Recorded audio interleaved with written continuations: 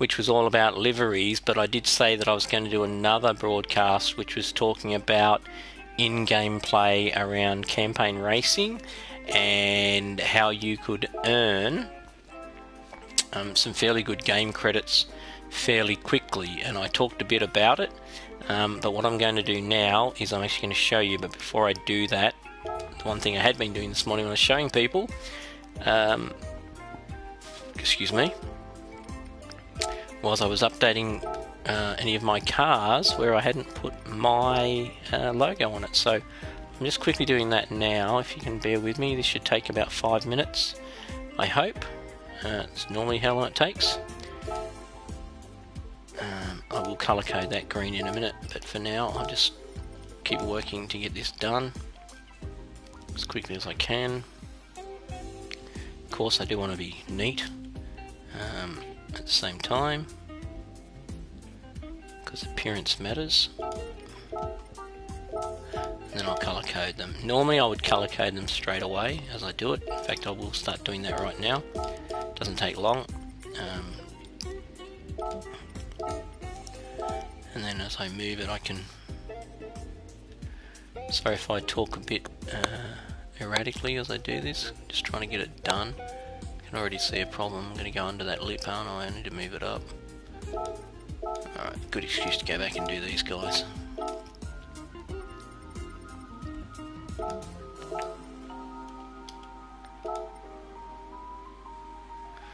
So yeah, I'm charting a course here between that air vent you can see and the top lip above the number plate, but hopefully I'm now in alignment and it should be smooth sailing from now on. Let's hope. Whoops, where am I going? So yeah, so this broadcast, as I mentioned at the very start, is all about trying to help those of you who play the game achieve your higher credit balance with your in-game credits, so that you can acquire desirable cars more quickly. And some of you may already know what I'm about to show. I'm just going to make that a bit narrower, just to... Actually, I'll leave it like that. Because you may have already found out about this part of the game and how to get the most out of it, but if you haven't, stay tuned and I will show you. But basically what I'm going to show you is a way to earn about $345,000 of in-game credits in about 12 minutes. And for those of you who do play the game, you will probably go, no way, you can't do it. But you can. I know that there's lots of, and I talked about this in the earlier broadcast, I know there are lots of people with rooms open where they put themselves on auto drive on special stage X or route X, and think that's the best way to earn quick money. It's not that quick, because usually those races take you know, half an hour to an hour. What I'm talking about takes you about 12 minutes. You just have to drive well. That's probably the only precursor that I will mention. You have to drive well to earn that amount of money. But even if you don't, you'll see that the prize money is still quite reasonable. And you're not cheating on the game. You're not... let's get rid of that colour at the bottom to flip the projection. No, I'm going to have to go in and fix it. Good chance to show you projection. See the underneath the O? In a minute that should disappear. There it goes. That's part of what projection does, or projection editing or adjusting. Almost done, almost done.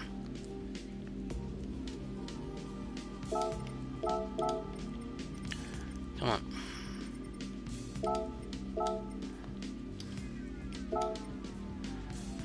Yeah, just basically it takes away that overflow, if you like, or overlap. I'll do this one too because I can see it there. Oh, my apologies. I've picked up a bit of a head cold over the last few days, and it's given me a bit of a tickle in my throat, and I don't have any lozenges here. So I apologise if I do cough and sputter or sound like my head is blocked, because it actually is. I don't usually get sick, but for whatever reason today, over the last 2 days, it's been annoying me. So I'm going to go for a different colour. No, let's just leave it as it is. And I might even do the YouTube in the same, and then we'll be out of here, people. We'll jump straight into the campaign mode, and I'll talk you through the settings, I'll talk you through the menu, and anything else that's important or relevant. I'm definitely going to have to change the colour on this to green. Stretch it out, move it over there, stretch it out, stretch it out. That might be okay. Let's have a look. Oh, I could go with a white too. Green looks better. Okay, what are we looking at there? Straighten it up a bit. Looks alright, doesn't it? What's that? I can't hear you. I'm a smart ass, or a cheeky boy, as they might say. Jeez, I didn't realise how much camera I had on this car. Wowee. Okay. Alright, now I've got to save it. That'll take a minute, so I apologise that I said 5 minutes and we're now 6.5 minutes into it. Probably because I was talking instead of just focusing on doing the livery.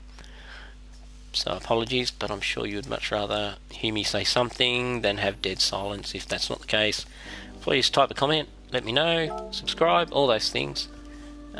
Feedback is always welcome.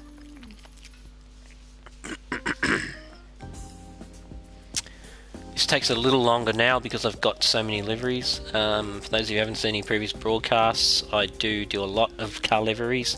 I compete in a lot of car shows in the game as well as racing. And I actually find that as a broadcast, the car shows are more interesting. Just a quick synopsis on that. When you watch a race, you're usually in a room where the cars that they're racing are the same. It's not always the case, but in a lot of cases it is. You may also be in rooms where they stay at the same tracks rather than change tracks. That's probably not as usual, but it can happen. Anyway, the point is that you're probably going to see the same group of cars driving around at every race if you're watching races being broadcast. Whereas if you go into a car show, what happens is you have a category, people pick their car that's in that category, they all cruise up, they park their car, you get to look at all the cars, they get judged, the decision's made, they then speed off for about half a lap to a lap, depending on how long it takes for the winner of that category, or that round I should say, to then pick the next category. And then when they do pick that category, I'll say correctly, everybody jumps out of that car and they jump back into another car, and then they go and park that. So you actually get to see a lot more cars, you get to see all the different cars going around that particular track, and it is one track, but you get to see all the different cars and how they behave around those different tracks in a very short time frame, because generally speaking, in a good car show that's well run with people that are seriously in the car show, it should only take about 2 minutes from one round to the next. So in a very short time frame, you can look at lots of cars. So I find it much more interesting. Okay, so we're going to go into campaign up the top here. We're going to go into GT League. And then what we're going to do is we're going to go to Professional League.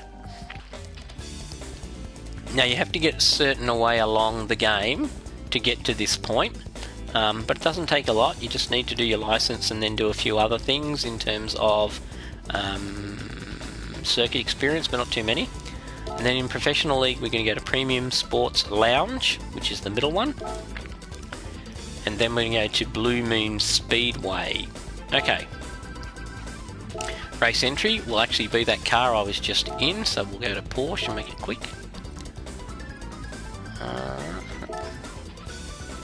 There's one right here. Now, I've chosen that car, so there's a couple of things I'm going to talk you through and show you. First thing is, don't jump into the room too quickly. When this loads, you will see the list of entries coming along, and you need to see this before you jump into the room, because you need to know whether you need to adjust your settings. Okay, LaFerrari is in this race. Obviously a very fast car. What that means is I have to make sure that I have enough power in my settings to be able to catch him in the 15 lap period of this race. So it's a 15 lap race. You can have up to N1000. You'll see there that without any other feature, if you win, you'll win $100,000. And like I said, this race normally takes me around 12 to 12.5 minutes. If you're going to beat the LaFerrari, you need to do it in that time frame, otherwise you won't win. But for 12.5 minutes, the worst you can do if you win is pocket 100,000 credits or dollars, whichever term you want to use. Excuse me. Okay, so now that we know the LaFerrari's in it, there's generally one of two grids or fields that come up. There's the one with LaFerrari in it, and there's the one without. The LaFerrari is obviously a very fast car, and this is, as you can see by the track layout, pretty much about straights and a couple of corners and 3 bends. Basically, 2 of them are sweepers, 1 is tight. So you obviously need to have a car that's going to go fairly fast. You will catch him through all of the corners, that's no problem.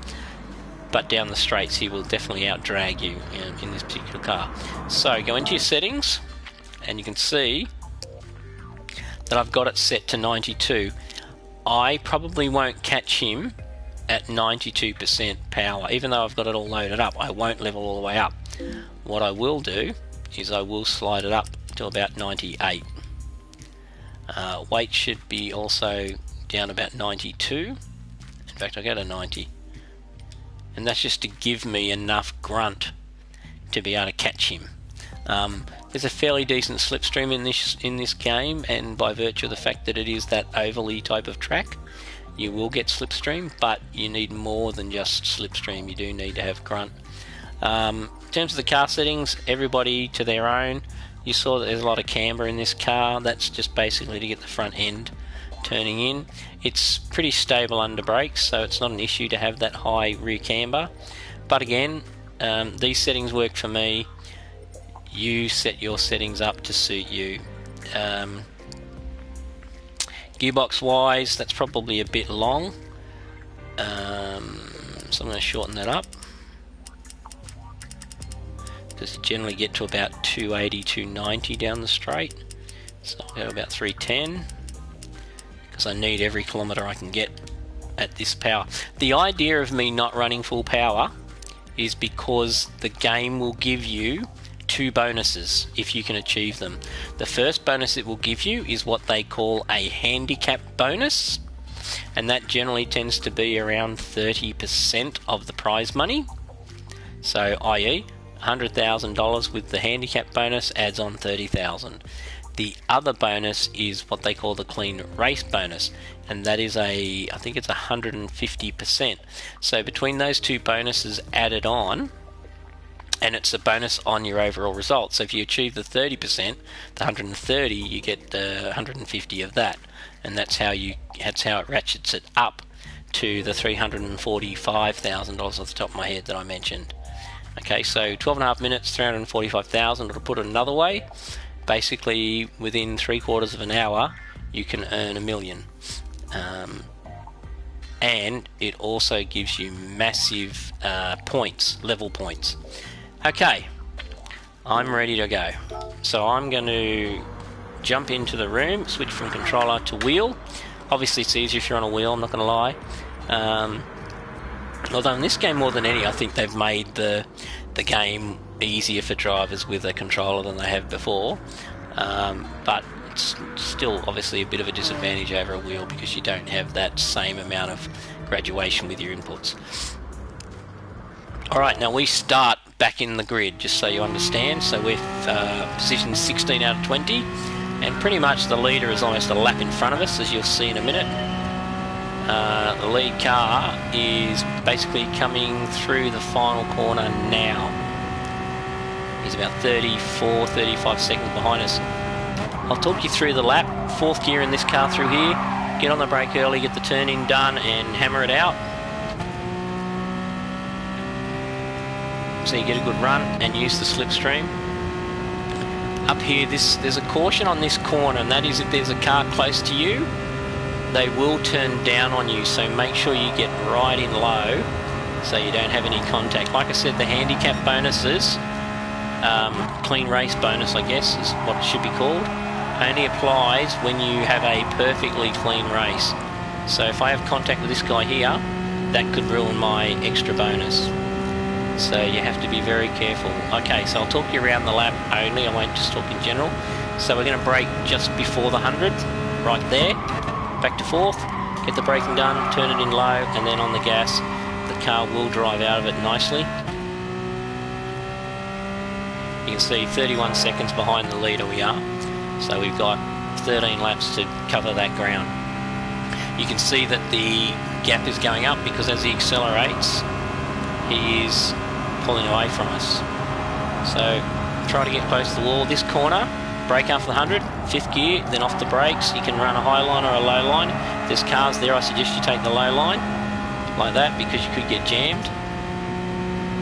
But pretty much when you've done the braking and you get near to the inside, you can be on full throttle, but just be careful you don't let your car drift too far out on understeer.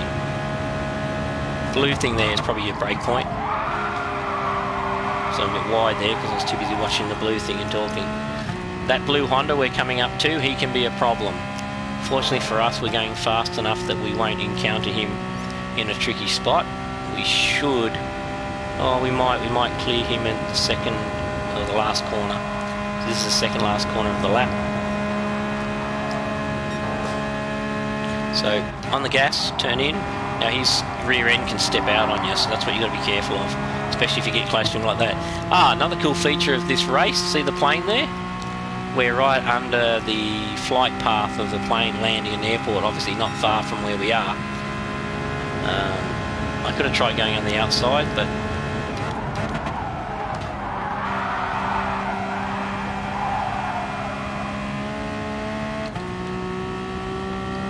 okay, they've given me more power than I needed, but that's okay, I'm not going to complain. Yeah, anyway, as I was saying about planes, they will come right over your head, and it's really cool because you're kind of like racing the plane. A little bit Top Gun-ish, but if you're into planes as well, or just going fast. So off the gas, turn it in, that's a bit better. And the car will just build on. You can hear the plane in the background if I shut up. You can't see him, he's right above us. And we're pulling away from him now, we're going faster than he is, but we still can't see him. Probably see his shadow in a minute, come through the racetrack. No, see if you can see him. No, he's gone. I'll try to show you. Cost me the draft. Oh, well, there'll be other times. I think there's about 6 or 7 times that you get the opportunity to do it in a race.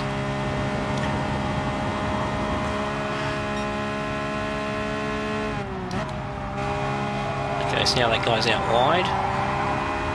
So I'm going to try and come under these guys, because otherwise they'll drift out on you and block your lane. So far so good, no contact, that's what you want. I'd like this guy to move over, he's not going to.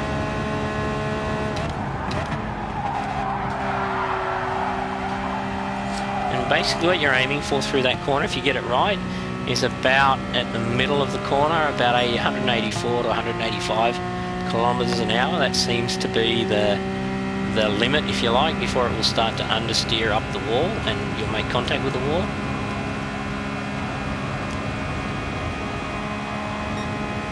This car up here is probably the first one that you'll see the example of the terminal speed advantage, this McLaren.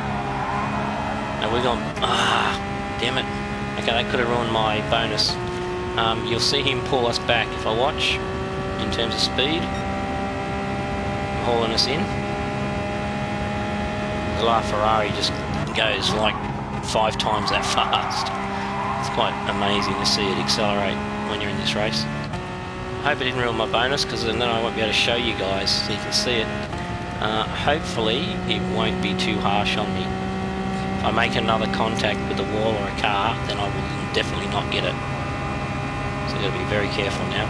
Good news is I'm making very good time. I'm actually worried about my handicap bonus. Maybe I turned my power up too much. Because I wouldn't anticipate catching the lead car till about lap 11. If I've got the settings right for maximum bonuses. And I know I played with this car because I actually took it on a track to do some other work the other day. So I could have forgotten, and I don't usually copy settings, so I can't remember exactly what it should be on.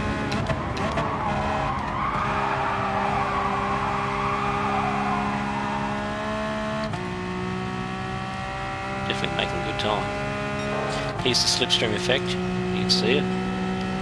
If you notice the terminal speeds through that section normally. Got to be careful here because these guys are going to drift out wide on me, I think. No, okay. Got lucky.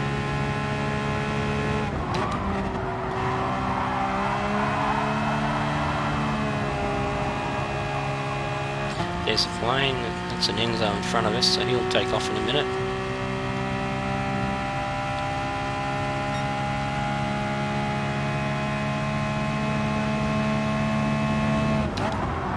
Oh no! You little turkey. See how he came out to the side a bit then? So that's probably ruined the bonus. That contact. He just edged out a bit to the right. It's enough for us to have contact. Here he comes up on the inside now too. Oh, and again? That's ridiculous. Oh, he's just turned me. He just totally turned me around then.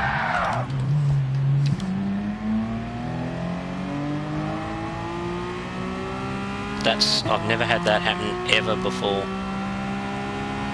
Now I'm going to be challenged. Well, that's the bonus gone. I'll get the handicap bonus, but I will not get the clean bonus. That's unbelievable. That's never happened, and you'll see when this race finishes how many races I've done here. And it's never ever happened before. Unbelievable. Well, I did say the game tries to catch you out. There's a plane coming. We might get a better view of him. He might be behind us. So I'm going to take some risks here just to make sure I get him back. This is lap 10. Where is he? He must be directly above us again.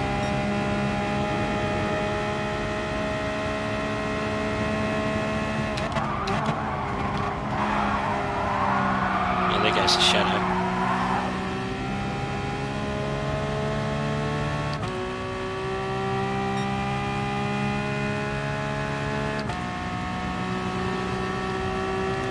I should still be okay. The LaFerrari's just up there.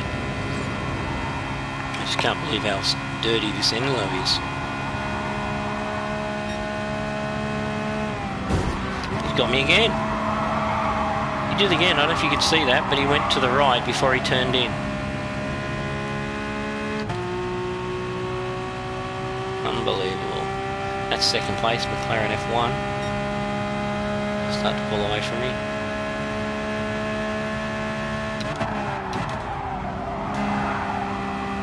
And there's the LaFerrari. You watch this. Watch this guy go.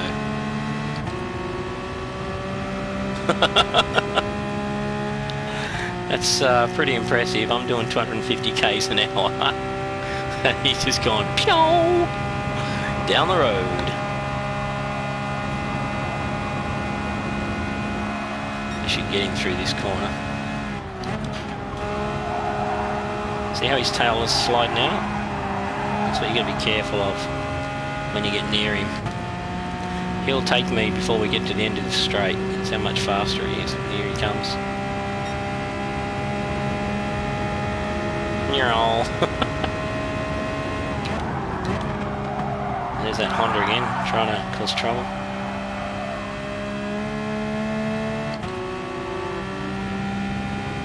Trying to tuck him behind to get some slipstream, so I can get through the next corner before the Ferrari does, but I'm not going to. I have to do it. I'm closer to him, so I should get a big enough gap next corner. These two are going to make life difficult for me. So I had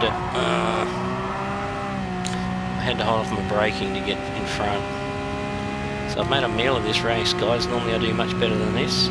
But that Enzo, boy oh boy. So this time I should be safe. He will brake and then I'll get in front of him. Yeah, there you go. So I'm clear now. He should be so far back that I'll hold the lead now for the last, this lap and the final lap. You see the little arrow, with the blue arrow gaining on me, but I'm safe.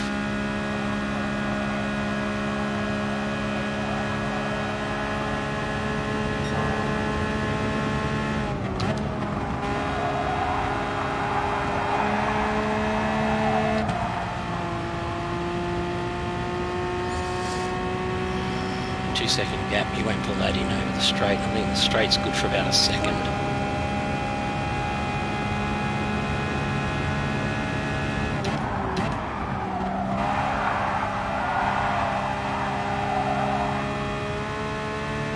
And I'll pull out about 3 seconds, I think.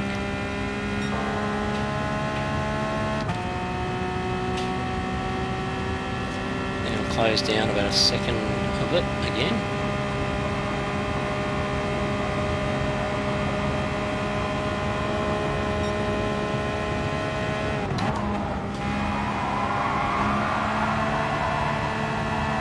Just the slip diff, if you're wondering what that revving is.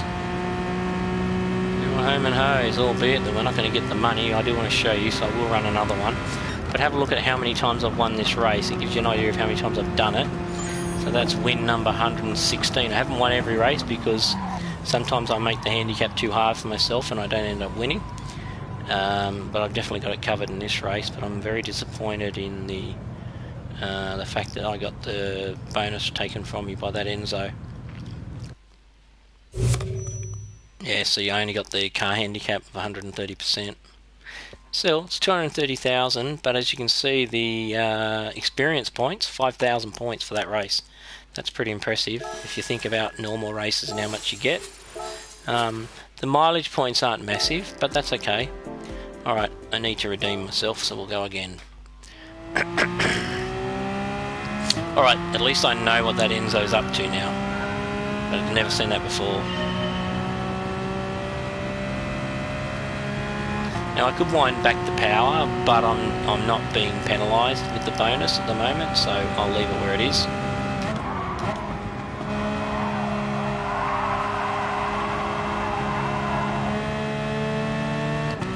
Much better run, so compared to the first race, I got past him much quicker, probably because I wasn't talking.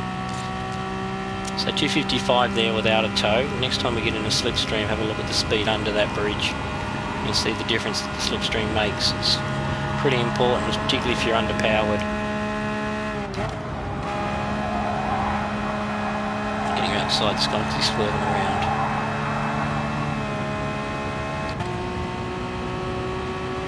What I find with this game, what I focus more on, is my lap time, rather than looking at where the leader is.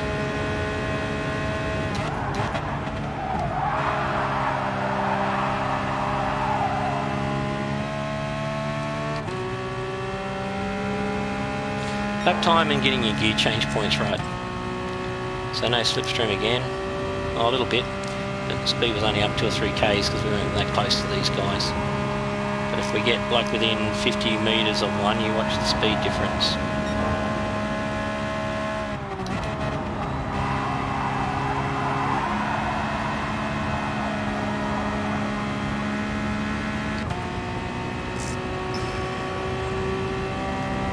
See the planes coming in the distance, up in the sky.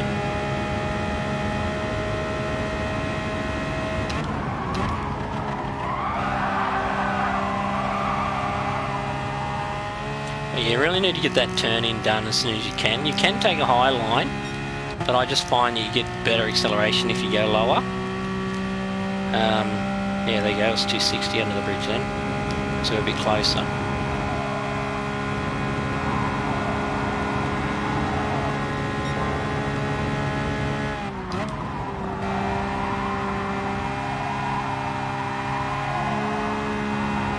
Stayed low then, just to annoy me.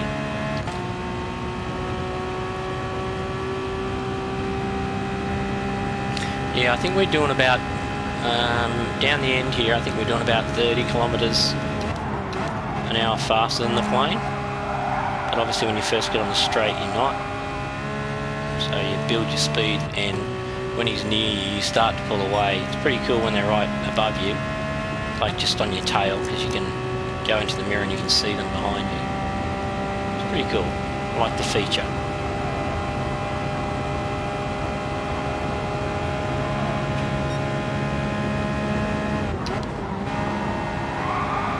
I'm about half throttle there and then I nail it. Sorry, I should have mentioned that earlier. Oh, I hear it.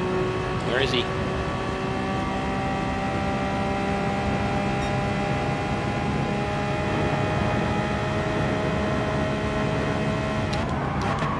Sorry guys, I tried. I gotta watch the road so I know where to turn and when to brake.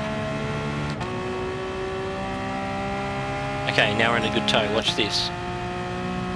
260 is what we hit before. Now I'm in trouble here, I have to back out of it. I did the brakes in.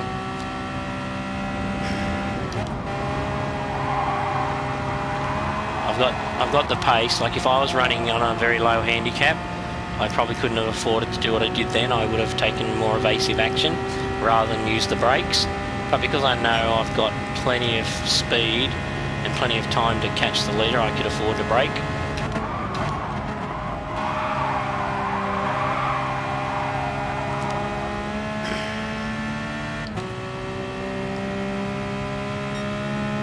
Good tow here too.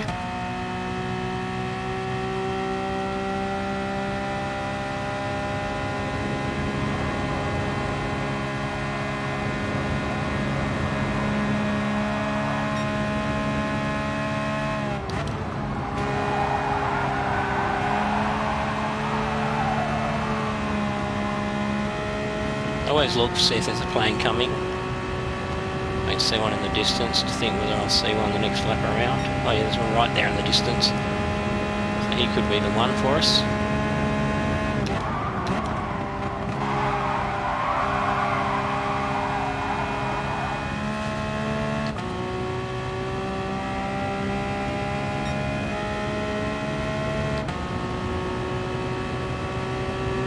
Difference there, 254, 255 with no tow. So it makes a big difference.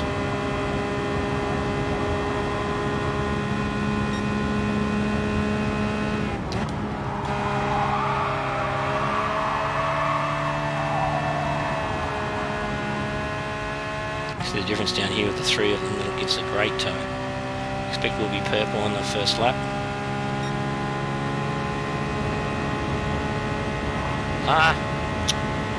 Turkey. Hopefully, oh, there's our friend the Enzo. I hope to see a purple up here. There you go. Even with that contact.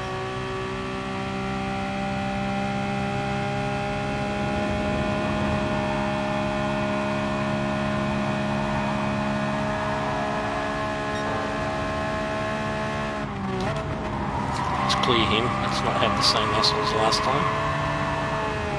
Oh, there's the plane. There's the leader and the second place car. I won't catch him, he'll pull away from me. Watch this.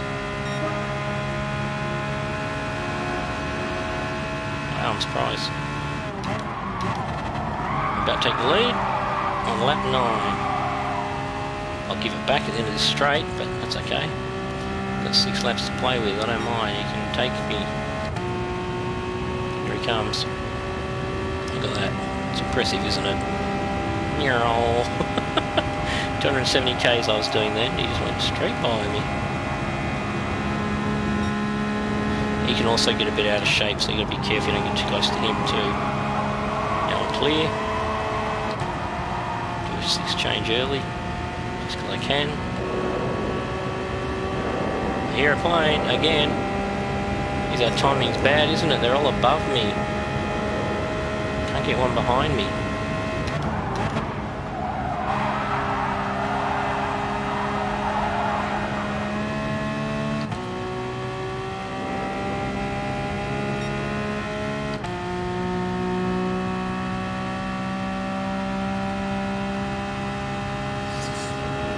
This is the worst when you're approaching a car. You just got to think, which way is this guy going to go? Is he going to drift out wide or is he going to stay in tight? You're going to make a call.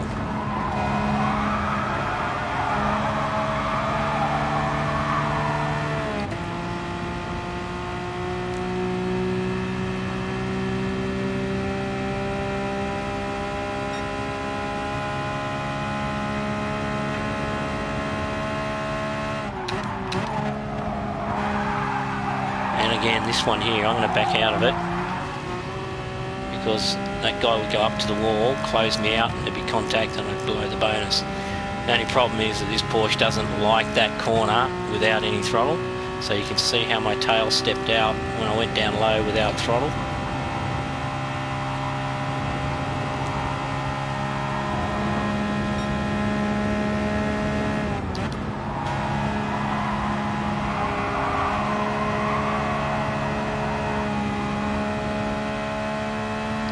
See how they try to avoid the slipstream then? That Honda just moved to the left, so he didn't give me a slipstream. Wow, big difference in the time.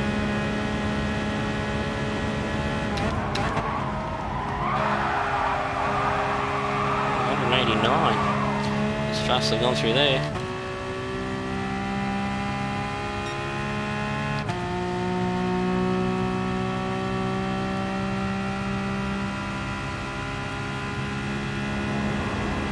So I've got a 4-second lead. It's pretty good. 3 laps to go.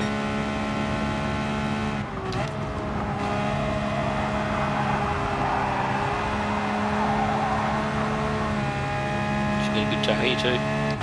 So he's moving over to the left to avoid giving me the tow.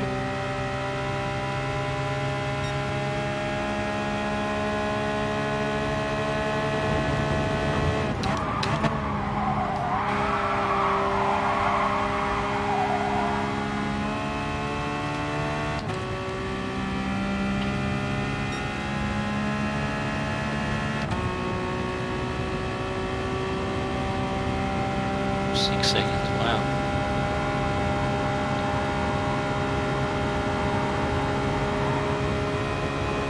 That's what I prefer. I'm just out here on my own. I'm in the lead. I don't have to panic. No cars around me. I can just do my laps. Oh, here we go. Let's see us haul this guy in a bit.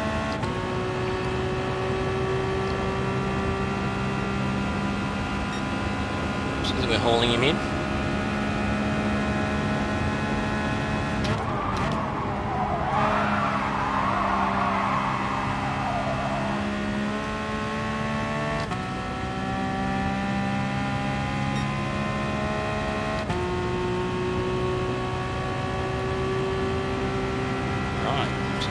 One of my activities, Ryan Fuji.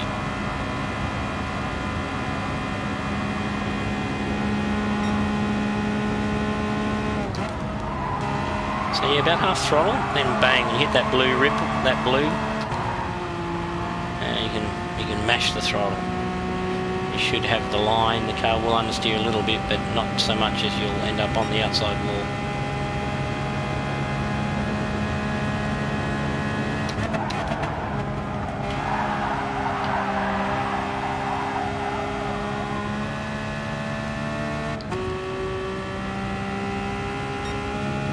I like revving this car out, as you can probably tell. I actually quite like the sound of this Porsche engine.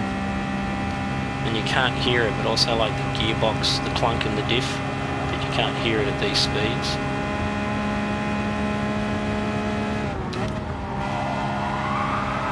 Bang, floor it. I'll leave it in 5th. Just let it run out. There it is, victory. This time, hopefully, I'll get both.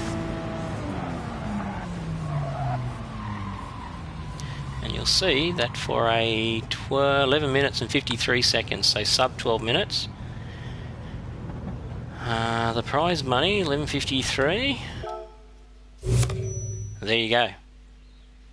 Clean race bonus plus 50%. Plus the car handicap equals $345,000 for 11 minutes work. I don't believe there's another part of this game where you can get that many credits that quickly. So, yeah. Alright. So, is there anything else I can share with you about it? I will go back in to my settings so you can just have another look. So it's the 911 GT3, the 09 model, sorry. I might have said 2003 model, my mistake. It's the 2009 911 GT3, or the 997 GT3 road car. You can have it powered up if you like. I think I normally run it at about 92 or 93% power. Hence I was actually doing it pretty easy in the end. Racing super soft tyres, you know, your setup, guys, that you're comfortable with. But just make sure you get your gearbox right. You don't want it too long, you don't want it too short. You want to be able to take advantage of the draft, but you really want to be hitting near the rev limiter before you brake at the end of the main straight. That's your longest run for top speed, because you come out of that final corner faster than you do the first corner. So I think first corner you come out of there at about 195, and then you're on the straight by the time you straighten the car out, whereas the final corner you come out doing about 225 to 230 k's, preferably higher if you get the corner exactly right. I don't think I did too many times, if at all, that race. And away you go. Like I said, it's a great way to earn points. You can see from the two races, I've lifted my credits from 1.275 or 1.271 before I started. I've already quickly climbed to 2,046,000. So after two races, so it's a good way of earning points, or credits, or dollars, whatever you refer to them as. Alright, well, I'm going to end, I'm in two minds whether I end the broadcast or I go and do some scaped photos. I might do some scaped photos, and I'll talk you through that as well. I'll come back and do a few more of these races later today, I think. And because, as I said, it's a good way to boost your bank balance on the game. So remember, Premium Sports Lounge, Professional League. Takes a while to get out, sorry.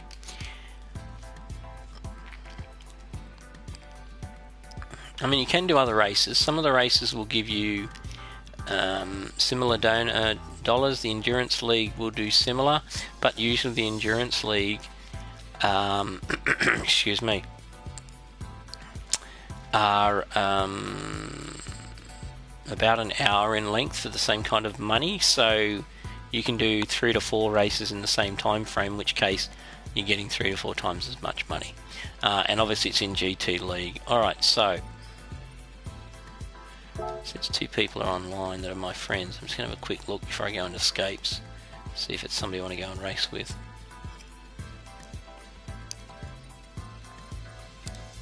After I do this, probably is Race on Oz. I'm guessing that's Brian, and he's liking stuff. Member list. Oh no, it's not. Nax and Emo. Okay, and he's in here. Oh, race driver. Okay. Okay, I thought it might have been the same Brian, but it's not. Okay, escapes. So I've done a few cars over the last couple of days, and what I normally do, I don't share liveries, for those of you who haven't joined my broadcast before. What I do is I will take photos of my liveries and share those.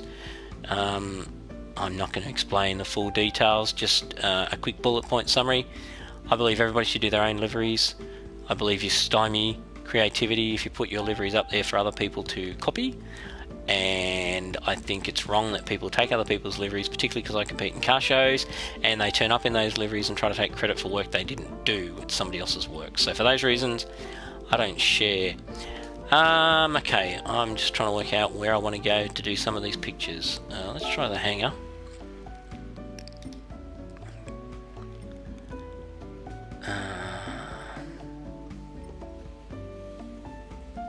Let's go there. And the reason I want to go there is because there is white. Manufacturer, this is a GT40 Ford I did, so we'll start off with him. If you don't know what Scapes is, it's just where you can go in and set your cars up and take photos of them and then keep them or share them. So you can see here, I can move the car backwards If I want to do a long shot,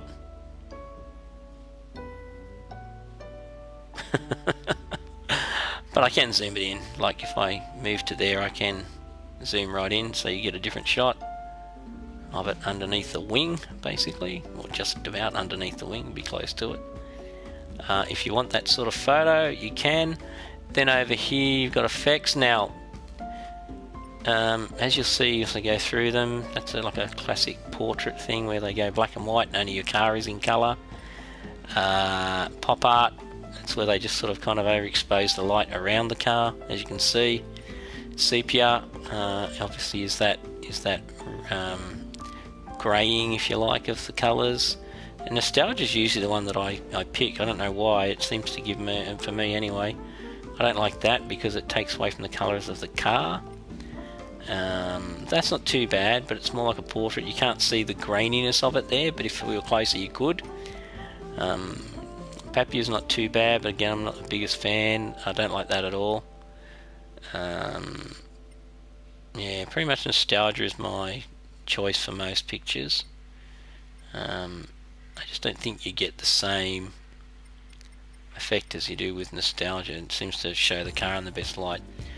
You can tilt the camera around, so if you want to get the other objects in the picture as well. I'll take one here. Oops, that's what I want. So I'll take one like that. I may not share that picture, but that'll just be for me. Takes a while to save. The more pictures you do, the longer it takes to save. Okay, it's saved it. Hit OK. I won't share it straight away. Now what I'll do is I will bring the car forward. And what I want to do with the camera is get a better angle on it than that. You can also tilt, but it's not letting me tilt.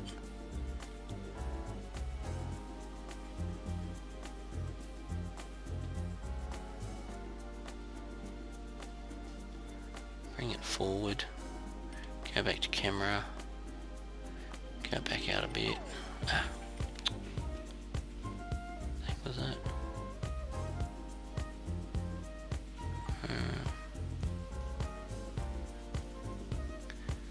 Actually, I might even spin the car around that way, maybe, I think.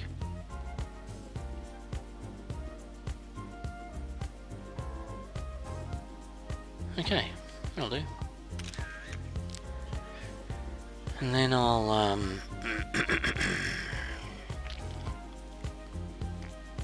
do one more picture on a different angle, and that'll be it for this car, I think.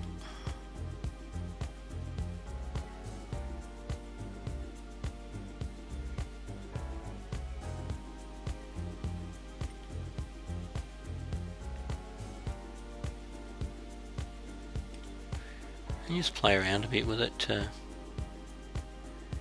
get the right image.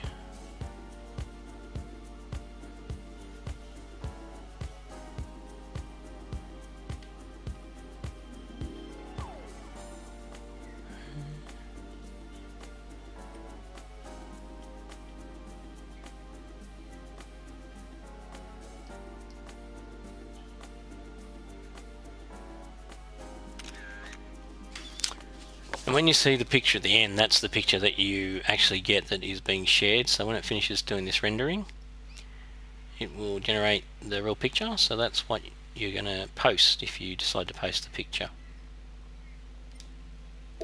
Save this photo. Okay, alright, so that's those done. So what I'll do is I'll get out of here and I'll jump to the next car.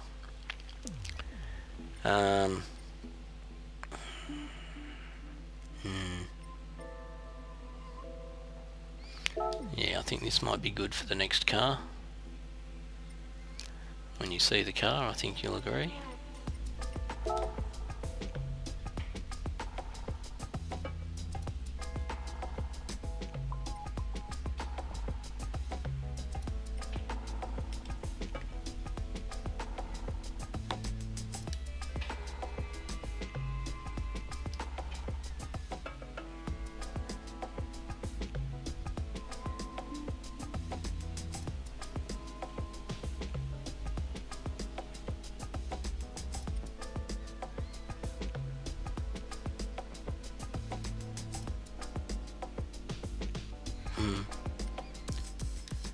Go for nostalgia again.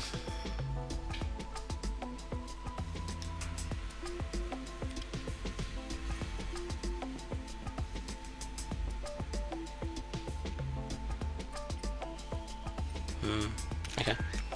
Let's cover that.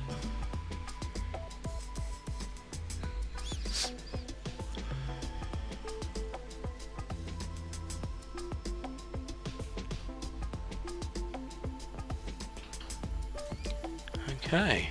Save that photo, yes indeed. And we'll go to the next one.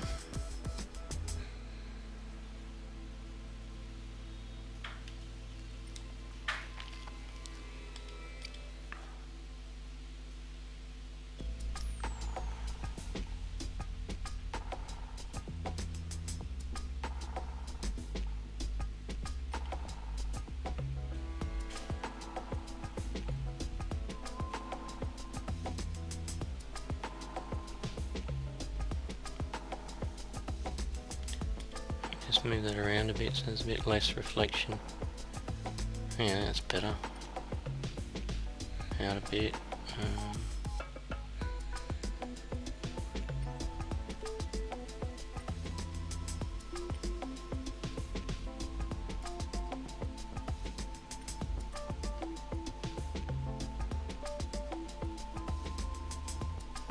Just panning.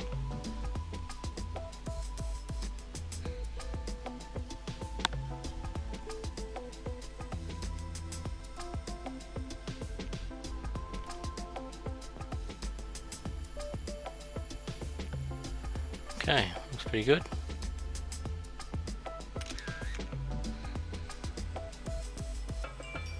I might actually take this one out into a different scape. I just want to see what it looks like out in some natural light. Looks pretty good.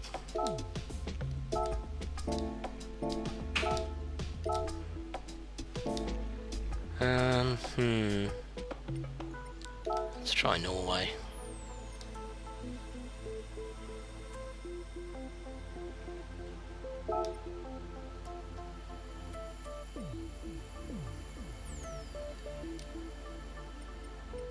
I haven't been to Norway before, so this will be a new one. Oh, it's a fair way away, isn't it? Okay, let's have a look.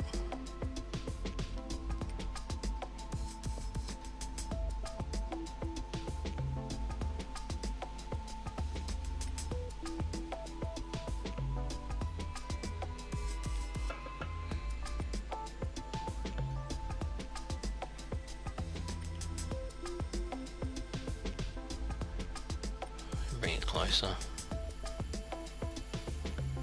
That's it, it's as far as it comes. Okay.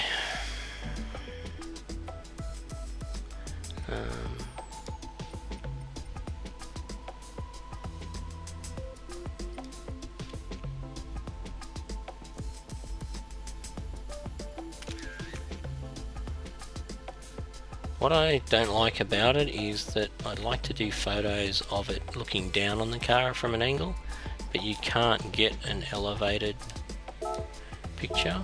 So I'm going to get out of this and just go back and try a different... Ooh, that's the big cliff top one, isn't it? Let's try this one. I just want to see what we get from this one. Got a few to do here, so hope you don't mind. From another 2 cars. Yeah, see, that's getting better.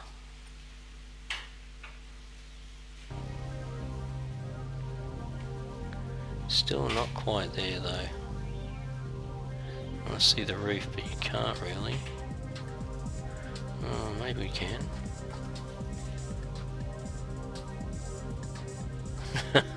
Won't let me.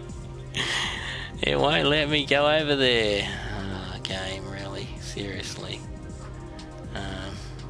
Alright, let's see if we can do this another way.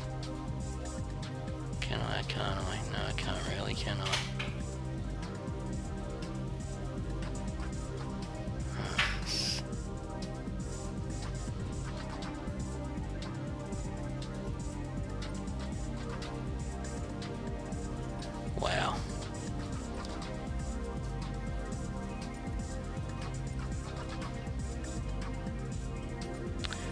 Go normal.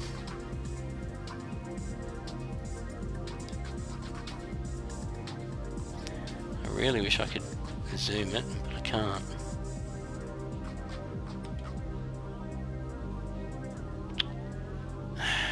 Okay. I'm gonna go for maximum zoom. This is how I'm gonna have to do this. Bring it to the middle. Zoom it right in. Wish it would let me go left. Thank you. Spin it out a bit.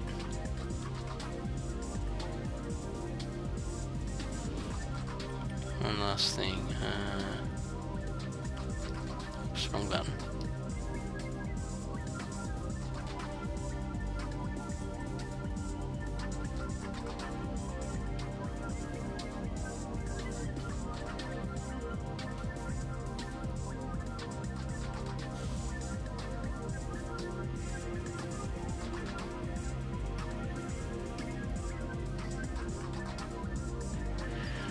That'll do.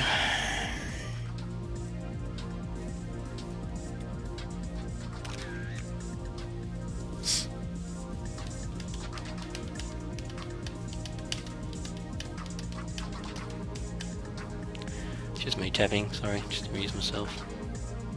Yeah, looks quite alright. Alright, that'll do for that car. Now,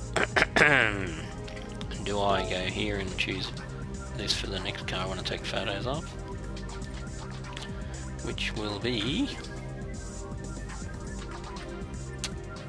that one right there.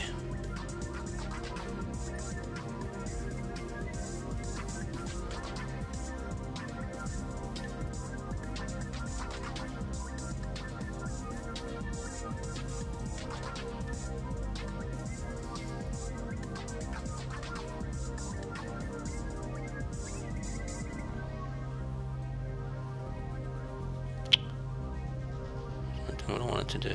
Zoom out.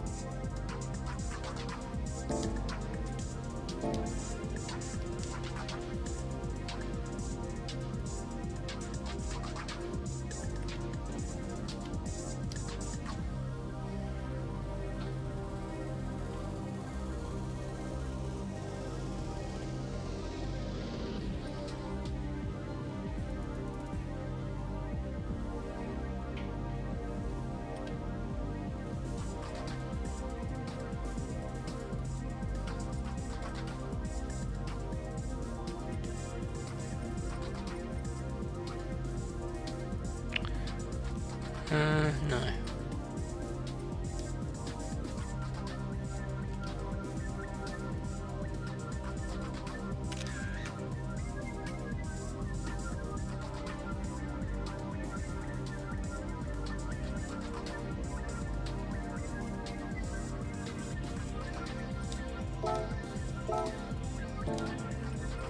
Alright, I'm just going to go to Japan.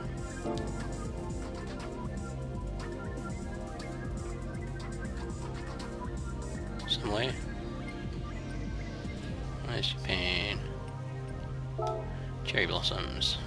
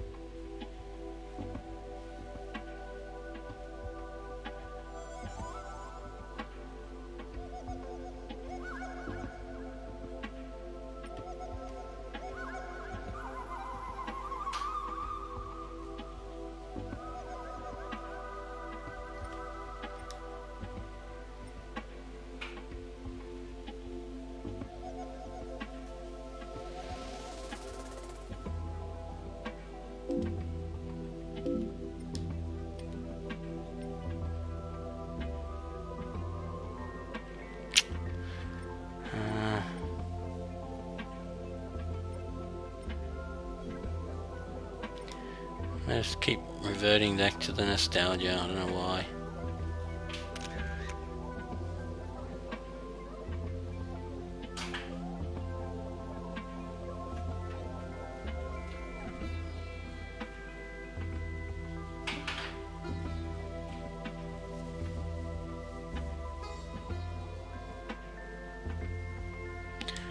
I don't think there's any other cars I want to do. I think that's all of them. I'll just double back and make sure. And then I'll just quickly do the pasting up into the Discovery Library. I think that's what they call it, where people paste their stuff. I feel like I need to do a design today. I haven't done any, but I just feel like I need to do one.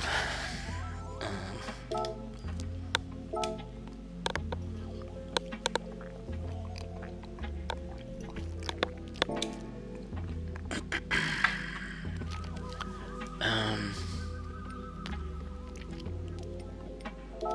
gonna go here and then I'll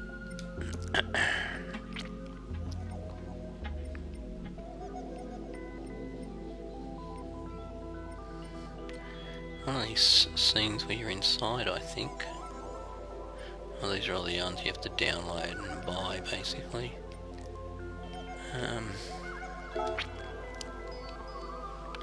Keep thinking there's a car that I've done that I haven't done photos of, and I need to.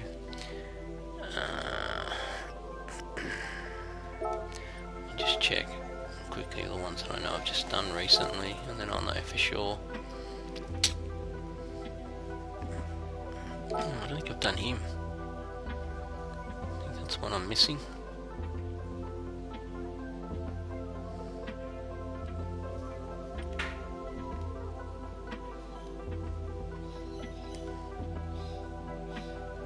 Oh, this is the one that I did with the speedo or the tachometer on the side of it.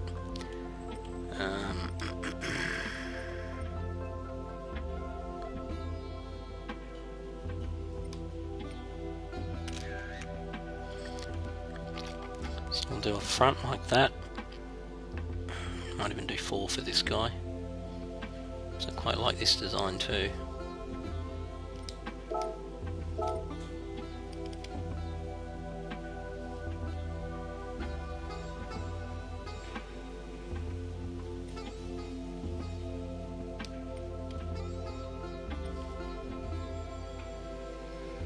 How you... I want to tilt, but it won't let me tilt. Only if I zoom out will it let me tilt.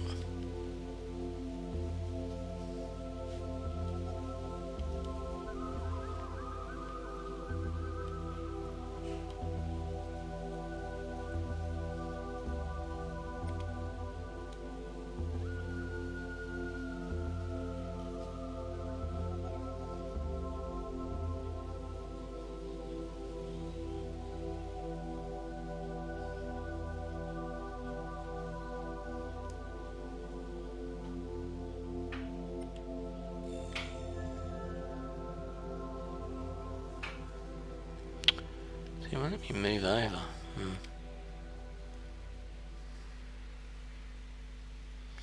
That'll do.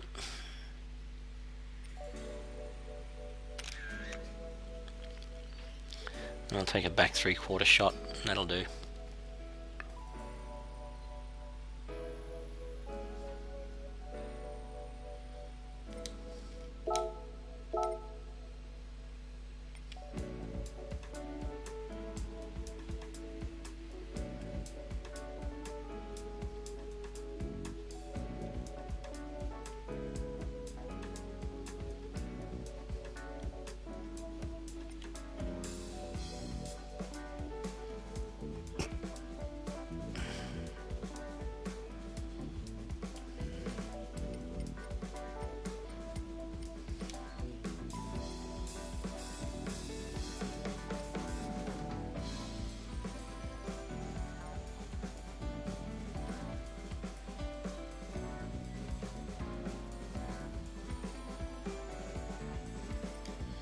See how that comes out.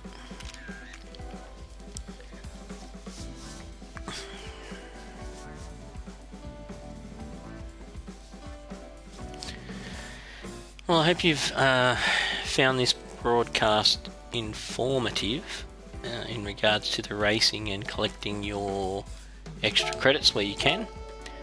I'm going to out of here now and go back to the library.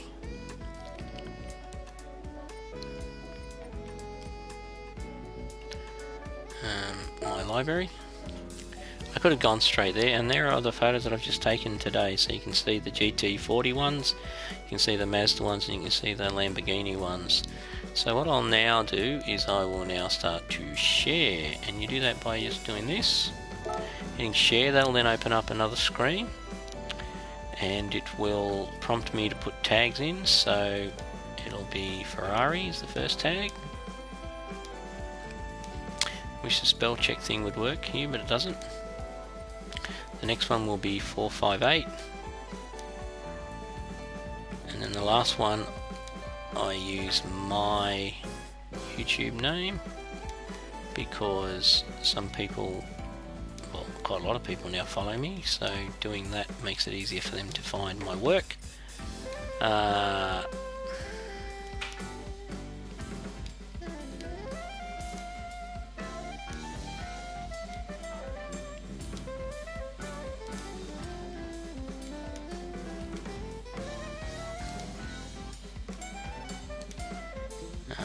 Quick tip, try to use symbols, because you only have a certain amount of characters to type into this little text thing, and therefore it's easier if you use ampersand instead of the word and. You save yourself 2 characters.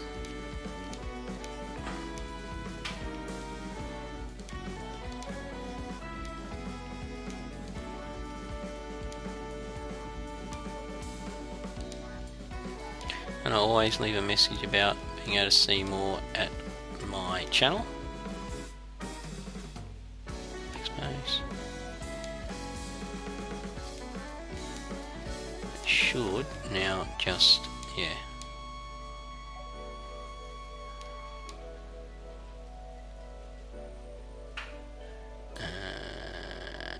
Might even. This is another thing that I've done to pick one of 3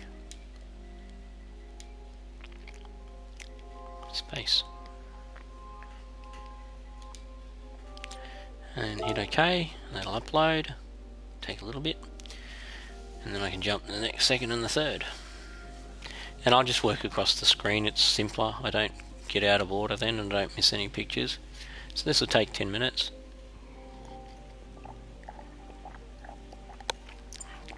To get them all uploaded, and then basically what will happen is I'll start to get a flurry of people going, oh, like your activity, like your activity, like your activity. I think the most likes on an individual I've got so far was for the Jaguar XK, that one down there, that picture. I think I'm up to like 12 likes, which you may say, oh, that's not a lot, but considering I've only just started doing it and there's so many pictures being uploaded, why did I do that? Share.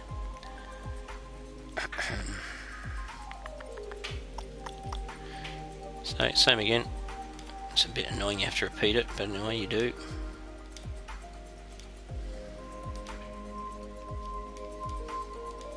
What am I doing? Done. Done. See how no words are popping up, so the tool doesn't use that word finder feature that you have in all the other fields.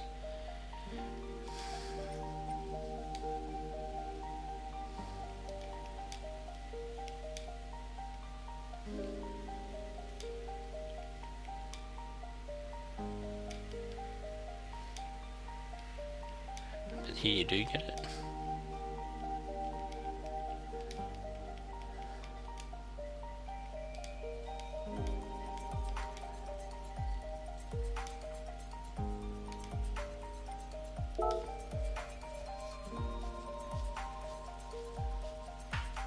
think by the time I finish uploading this, what is there, 3, should be 13 photos in total, I think. Is that right? It's 4 cars, 3 for 3 and 4 for 1. That should be 13. I reckon by the time I do that, the first pictures should start to pop out. It usually takes about 5 minutes, 5 to 6 minutes between doing the upload. Do it again, and people seeing them. I guess that's just because of the volume of photos being uploaded by users.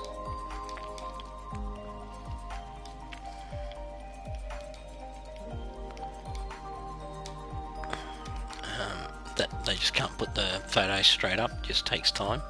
And they may also be vetting the pictures too, you just don't know whether they've got some kind of content filtering that goes on where they're looking at the images and detecting certain shapes in case, for example, somebody decided to take a photo and upload it onto a car and it's a picture of a genital or something like that. So I imagine they have a bit of a vetting process to ensure that people don't do anything that might offend people, I guess. And that's fair enough. You know, I don't want to see stuff like that. I don't know about you, but I'm not interested. You know, this is not the sort of space where you expect to see that stuff either. So this has just got to be pick 3 of 3, hasn't it? Oh, couldn't give me the of. There you go. Backspace and space. And we rattle it off. YouTube, and we go back, and we do that, and we do that. Hit OK, that's the Ferrari one done.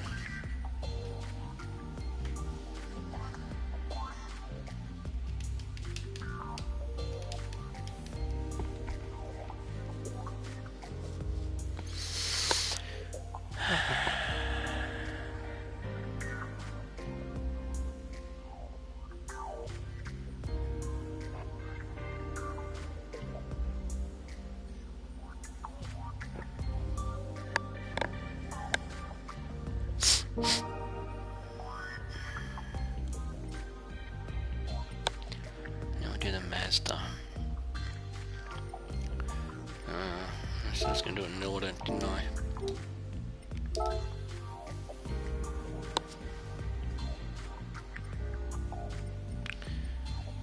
this will be, I usually do manufacturer, car, and then me. So it's a Mazda, and it's an Atenza. You know, it's just a logical thing that somebody who's looking for a particular car or a style is going to look at, and then me.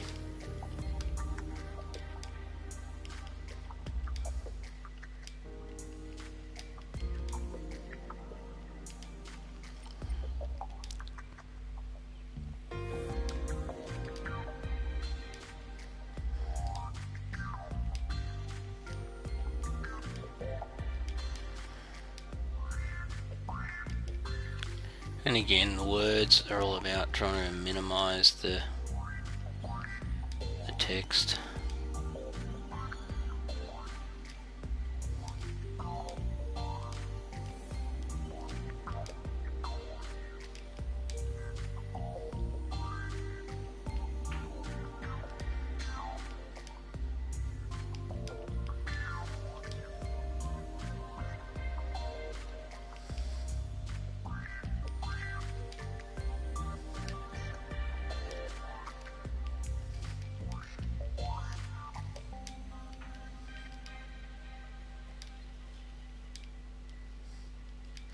Because I don't want to write much. It's not like I know about the car, it's not like I can share any insights.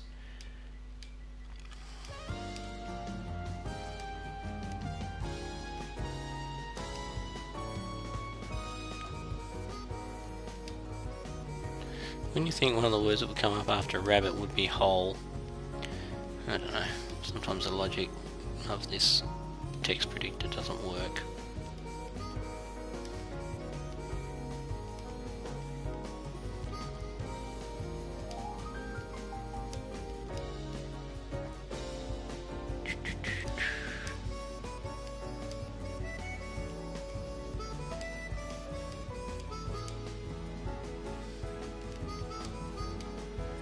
we're done.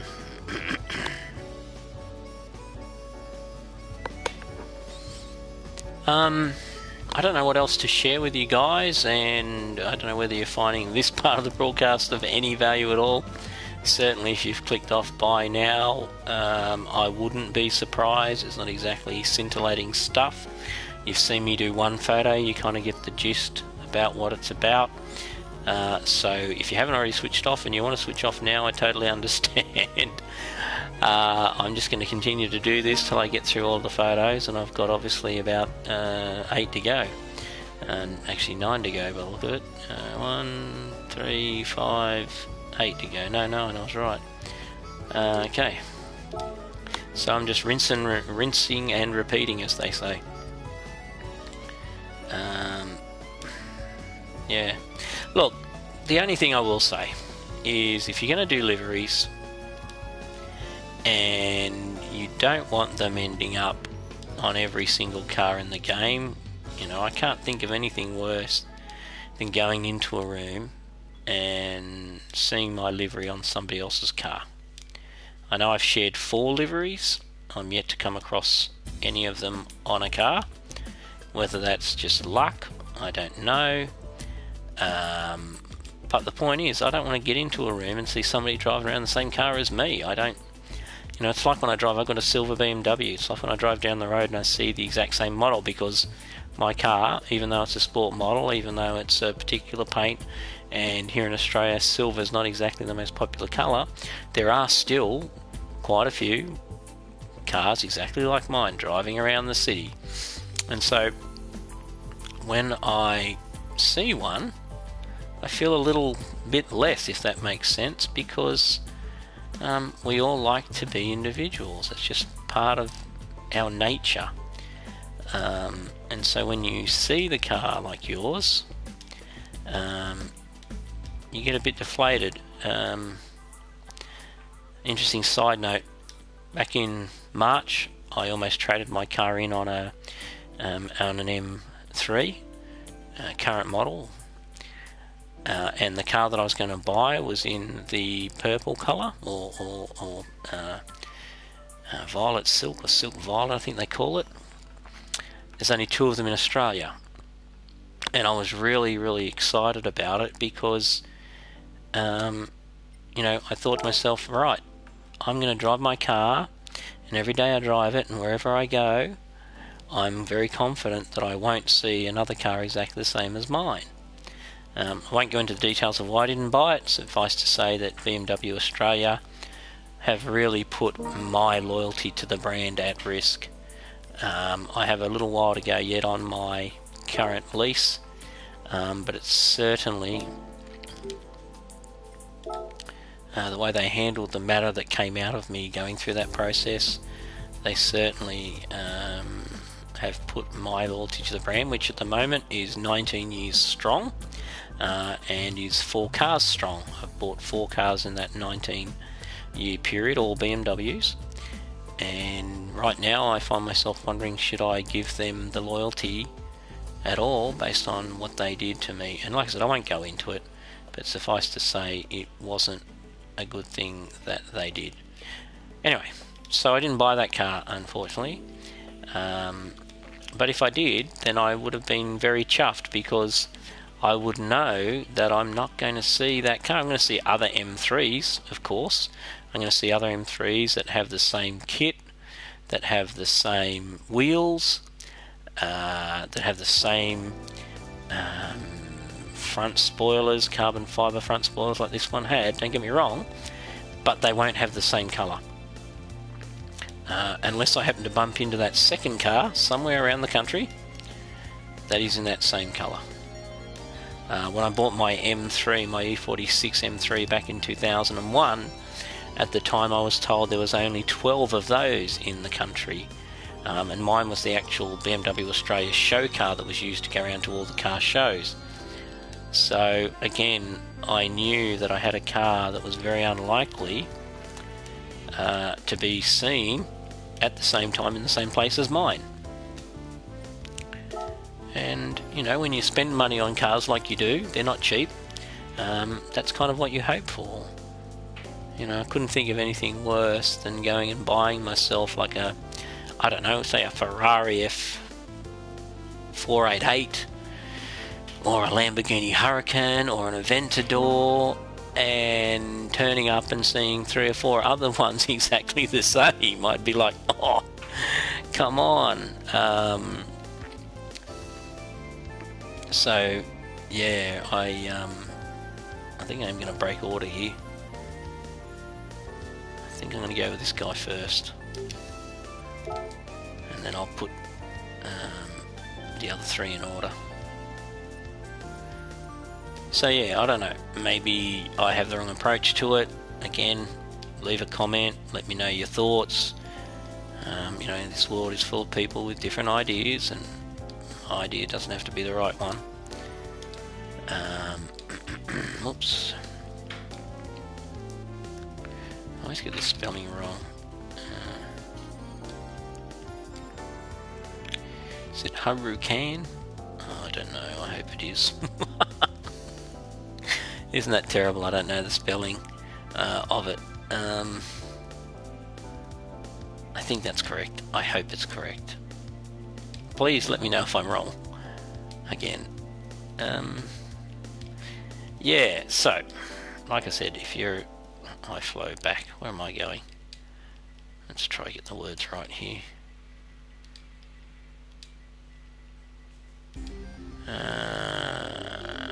I was wrong. I need to fix it.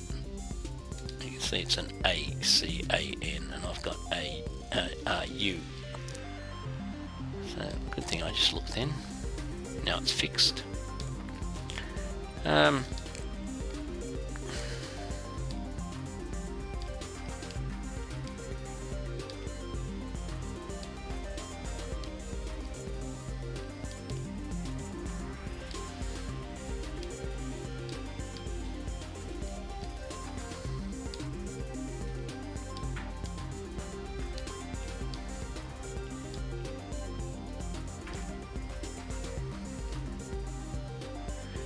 That should be correct, shouldn't I? Ah, silly game. Silly typing thing.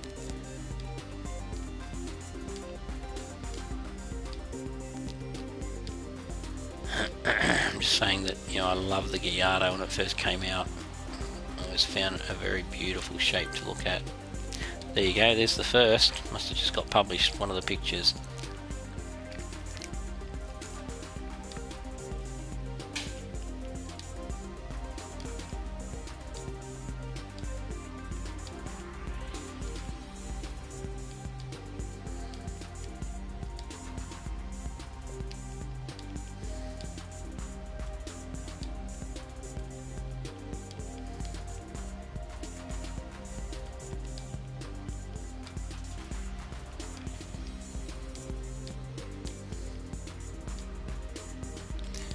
Alright, I'm probably written a bit more there than I normally would, but that's okay. Up 3. Back, dot, bang. Should still be okay, I haven't used a lot. And back and done.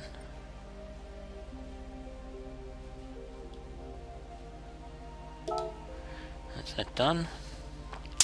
And this one's got 4 picks, so got to do this 4 times. So yes, this is the more boring, tedious aspect of this stuff, because I don't know why I share the photos. I guess I'm curious at what people think of the designs. I mean, obviously from my perspective, I would like to build my follower base and subscribers on the YouTube channel, as I suspect anybody would. And I guess this is one way of spreading the message, if I can use that term, to try and gain subscribers. So, you know, look, I think that's probably the main reason why I do it.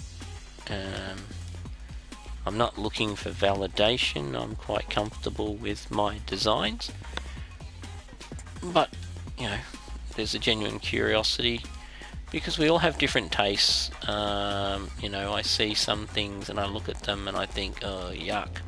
And then I think, you know what? That's just my view.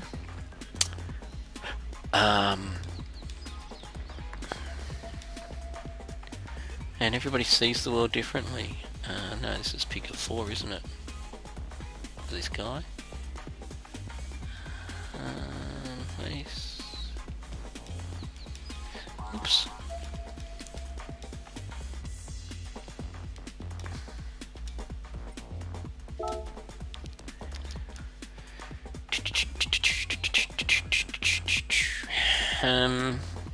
Yeah, so I think that's my main motivation.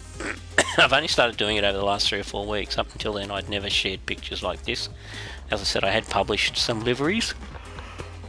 Oh, my apologies, I'm yawning. I had published some liveries, like 3 or 4, because I didn't know that when I published them, people could copy them or download them and use them. Now I know I don't really do it, although I did put one on there about 3-4 weeks ago. I don't know why I did it. I don't know, I think because it took a lot of time. I had a lot of positive comments when I showed it. And so I think, I don't know, I think it was a very much an impulsive sort of decision, because I was just in there looking and I saw some, I think because I saw some cars, and I thought to myself, oh, they're pretty ugly, I should put mine up there, because, you know, again, I thought liveries could be better. And again, I admit, you know, making the comment about they're ugly is subjective, and I just realised I made a mistake, so I will fix it by typing in Hurricane here. Because it is subjective, yeah. Let's make that Lamborghini, shall we? Oops. Let's start from the beginning, shall we? That's my relative inexperience at using this tool.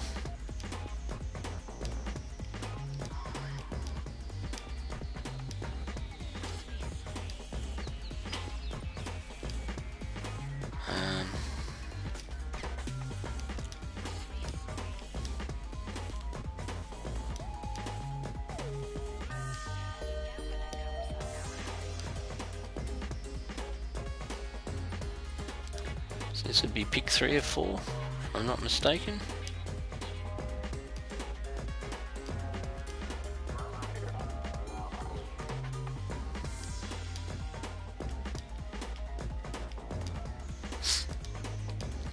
And it's very repetitive too, obviously as I'm typing I've got to put that little spiel in as I do. Whoops.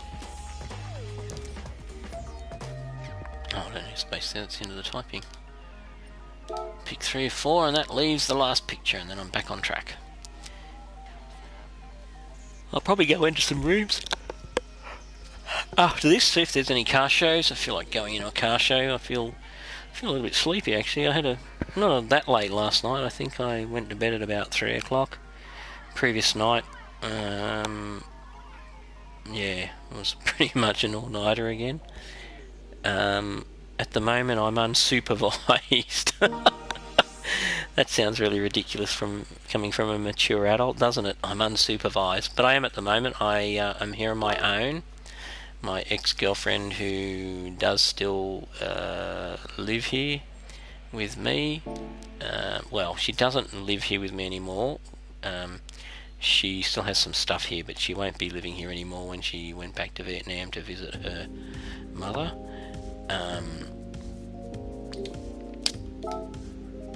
But she's not here, that's the point I'm trying to make, and so I don't have anybody fussing around the house and taking my attention or directing my time in a more, what she would term as a more productive pursuit than playing this game. And my new girlfriend is in the Philippines, so I am here on my own, and yeah. And look, for me, I am under a bit of pressure with what I do during the week in my role. So for me, this is a real escape. I am quite glad that delivery tool exists because I've become very passionate about it and dedicated to it, and I want to do great work. And even if people don't like the color choices or the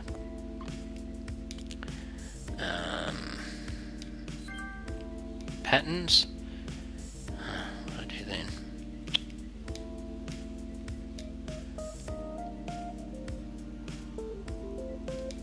Oh, I'm all over the shop here.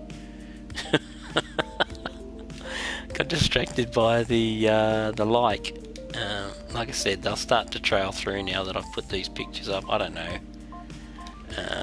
how many I'll get, depends what people think of them. But you know what I hope is that even if people don't necessarily like the colours, what I hope is they'll at least acknowledge the quality of the work, if that makes sense.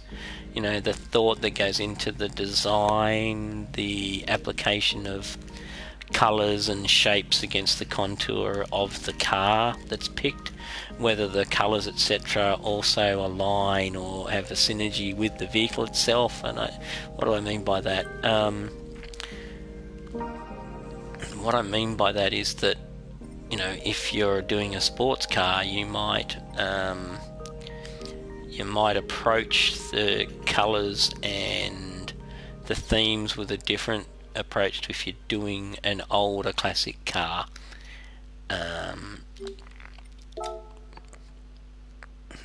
Yeah, and the quality bit is around, you know, the fact that excuse me, that people can see that I haven't just taken shortcuts, that I have in fact tried to put the highest level of accuracy and detail into each design. But you know, I guess that's what I hope for. So you might not like the colours, they might not be your choice of colours, but you might go, you know what, I get the design, I get the quality that's there, it's just not my preferred colour. You know, and I can live with that.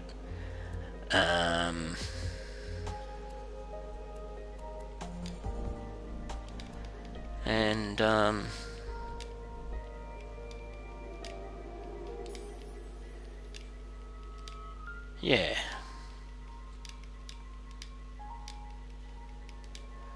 So that's what I hope.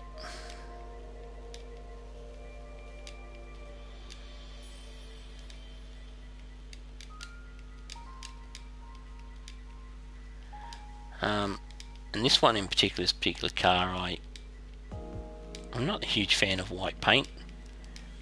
I think it's boring, to be honest. But I set myself a goal of doing it because I'm not a fan.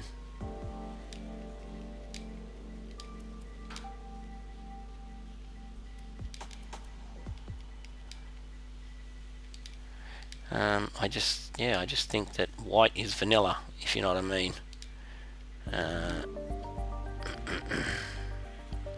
So I'm just writing with that here.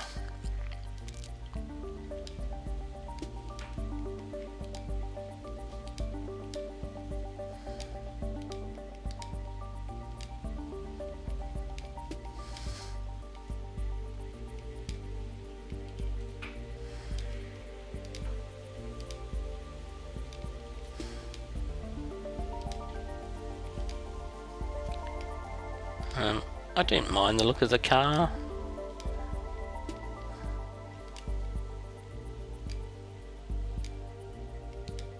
But anyway.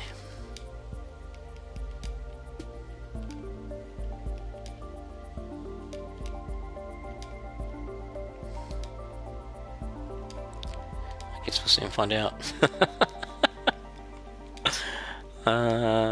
If you're reading what I'm writing on the screen.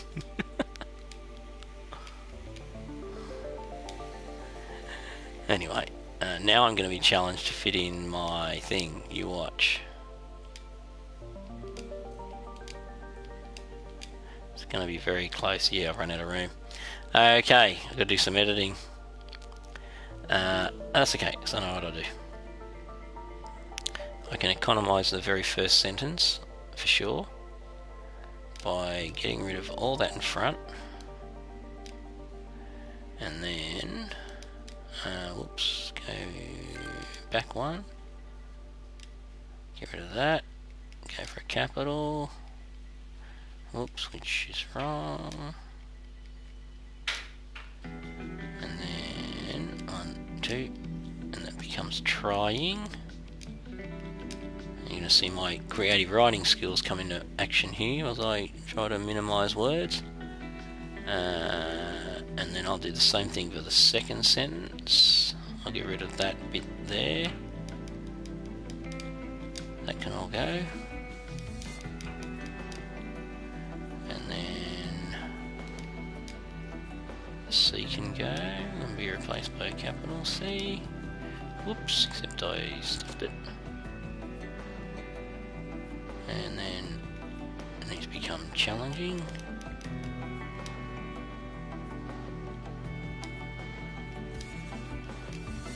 Challenging my own bias against white cars. I don't know if this is nice or boring. See more at. So now I should be okay. See more at Iflowboy. Need the little @ sign. And then YouTube. Which didn't work. So I'm a cheat. I'm not cheating.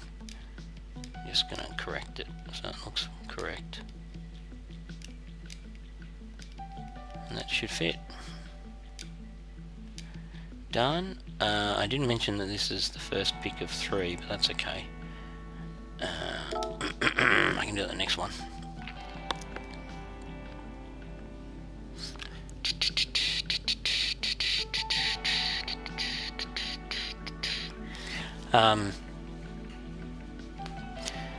Yeah, well, I didn't think this broadcast would take this long. I thought it might be, 30-35 minutes of me showing people the Professional League Premium Sports Car Lounge Blue Moon Bay race, and then it would be a case of 5 to 10 minutes of putting these pictures up, and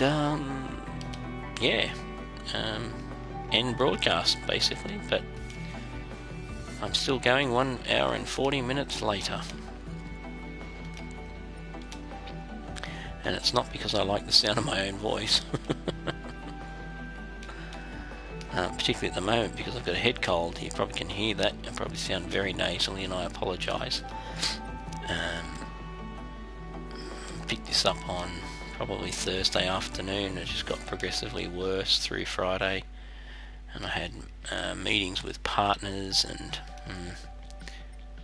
so this becomes pick 2 of 3.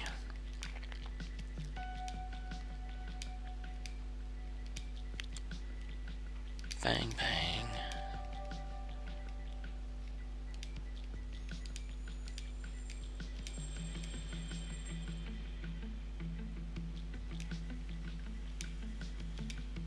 The second and third ones are so much quicker, aren't they? Because I don't have to think of something to say. I just need to flag that it's pick 2 of 3, or pick 3 of 3, or pick 1 of 3. But I'm almost done, and then I will... I suppose I can have a bit of a quick flick in the library and show you some of the more recent cars that I have put up there. You can go and have a look in the library for yourself if you want to see more.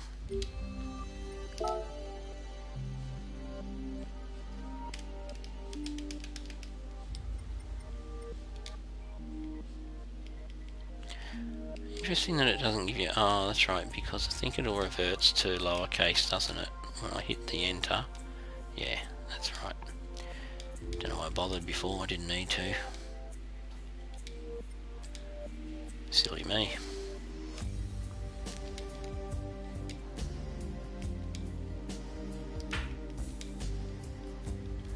Hi ho, hi ho, we're almost done.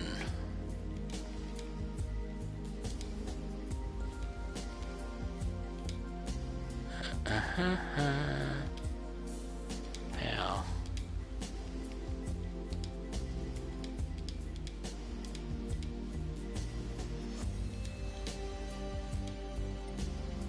Whooshka, as they say. Alright, so I'm done. I will just quickly show you some of the photos that are in the library. Yeah, I think if you've stayed until 1 hour and 42 into this broadcast, I commend you for your loyalty, your patience and your perseverance, and I at least can show you some pictures to make the end of this session more enjoyable. This is the one that has the most likes of any of my photos, actually. And I can just scroll through now. I don't know why, it's just a close-up of the back of the Jaguar with my YouTube name, if you like, even though my channel is actually Sean Smith. I believe it says Iflowboy. Anyway, I don't know. I made it a long time ago, and I've only really been using it over the last 2 to 3 months. Okay, so there's the Jag, $20 million Jag out the front of Westminster Abbey, where I've never been, by the way. I haven't been to London. One day.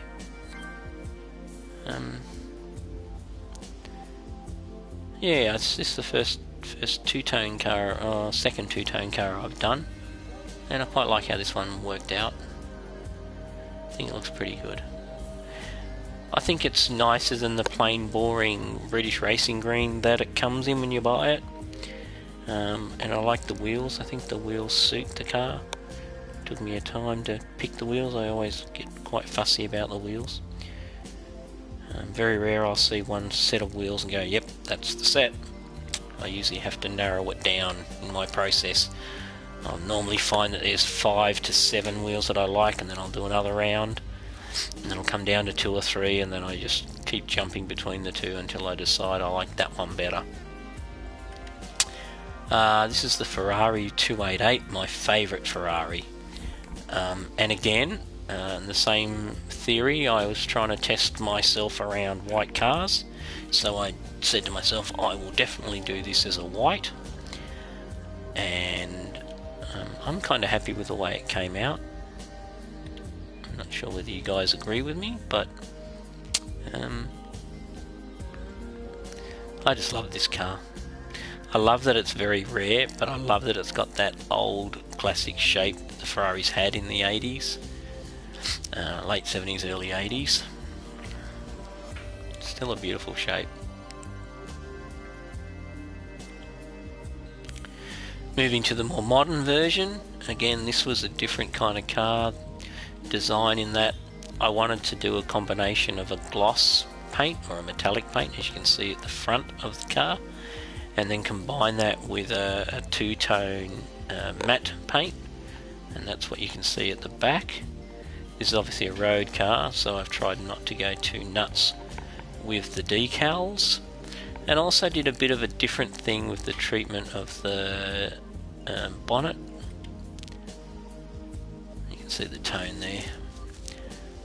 I kind of went for the, I guess, mono look at the front with the green and the white, and then more colour at the back with the fluoro green again in mind. And I think what I was thinking is to try and define the character of this car. I mean, Ferraris in the old days were never everyday cars. They were temperamental. They couldn't cope if you drove them too much in terms of the, I guess, the quality of their engineering,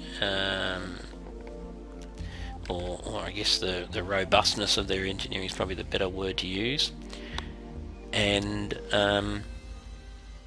yeah, so, but these days they are. I've got a friend that owns a 458, and he drives it nearly every second day to work. So when you're going to design this kind of car that has that type of livability, I guess, it's kind of like it's got two personalities. There's the, I'm just a normal road car and I'm nice and civil and I'm reasonably comfortable to drive in traffic, and then there's the, but I'm really built for a track.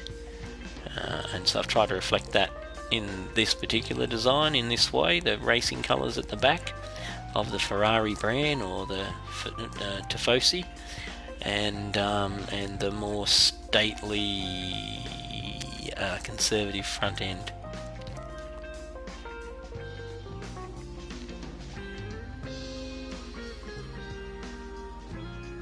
And you can't see the roof, but that line effectively comes in at the middle of the roof as an apex. That's how I finished it off, so that it comes in as a point. But again, the roof doesn't really allow you to see that. I don't know if... Oh, you can kind of see it there. Like I said, this was my first colour fade car. This is a gold chrome Porsche GT3 RS, and whilst I love the gold chrome, I didn't want the whole car to be gold chrome, and I thought, well, what's a colour that's unusual or rarely used this day? And it got me thinking that when I was younger, brown cars used to be quite common. I can't remember the last time I saw a modern car in brown, and it's an interesting sign of the way we are as people, as a society, where certain colours come in and out of vogue when it comes to cars. So I thought, alright, well, let's do a fade from gold to brown. I don't know if the light's really going to show the effect, but I quite like how it turned out. You can see there it starts to hit from the B pillar, and by the time you get to the rear of the car, it's fully brown. And obviously it's a short car, so it probably doesn't accentuate it as much as a bigger car would. And then I went for the olive striped, because I think it's a good contrast for both colours. Anyway, I like it.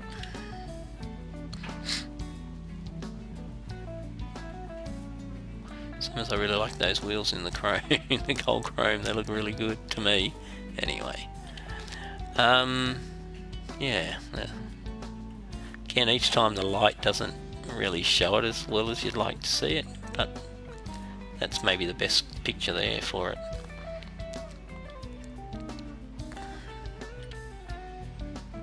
That one you can hardly tell. I love this blue. Love this blue.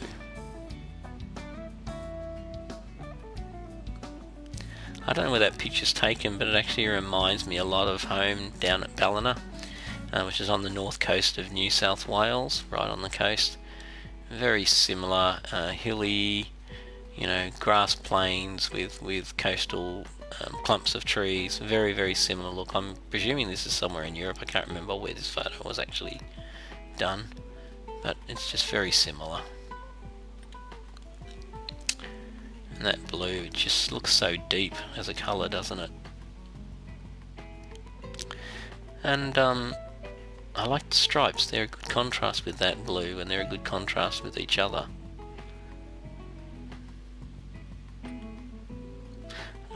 Here we go, one of the older Ferraris. And again, I think I mentioned earlier about trying to be true to the vintage of the car. These colours are very much the sort of colours that were around back in the day. They were more a plain and matte. There wasn't a lot of radical colour, if that makes sense. And I try to be a little bit different with the paint scheme itself, while still remembering it is a road car.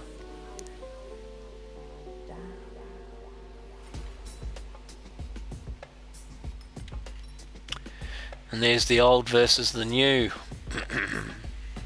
Again, the LaFerrari is a road car, so again I've tried to keep it clean, and because of the shape, I don't know about using decals. I would like to. I've only got one LaFerrari.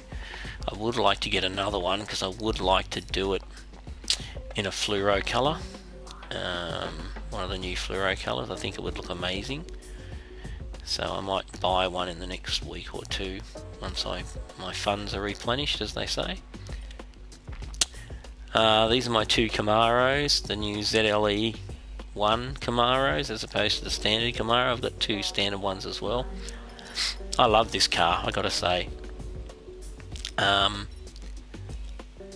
It's not an absolutely gobsmackingly beautiful car, but I like the proportions of it, and it's not ugly. You know, I usually take a very harsh view of American cars because they're very rarely pretty. But these cars have actually got a nice proportion to them. I wanted to do two different sort of styles with them. So you can see the one on the right is all grey with a lower banner. Actually, it took a lot of work to do that car. Even though it doesn't look as fussy as the one on the right, or finicky, it actually took me longer to do that one than it did to do the one on the right. Anyway, yeah, I quite like them.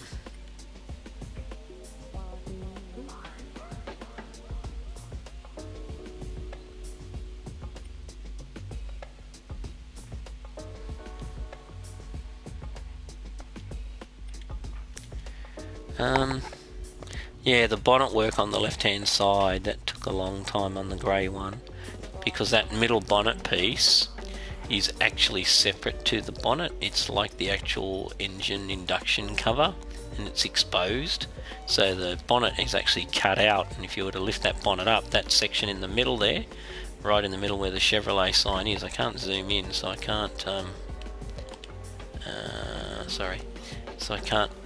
yeah, I've got no controllers to zoom in, it's just that's the picture the way it is.